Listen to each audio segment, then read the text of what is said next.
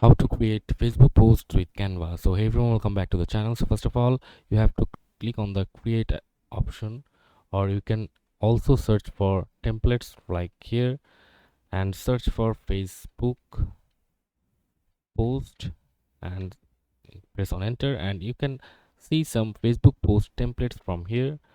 So here you can see there are multiple free and paid Facebook post templates, so you just have to select one of them.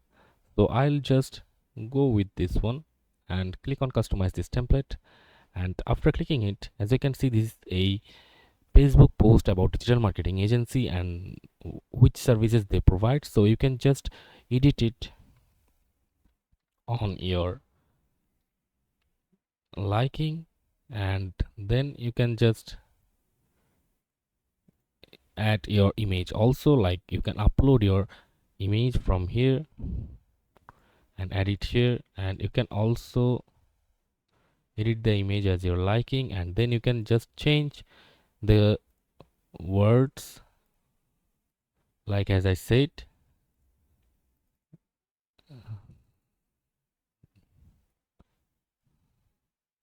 So like this one.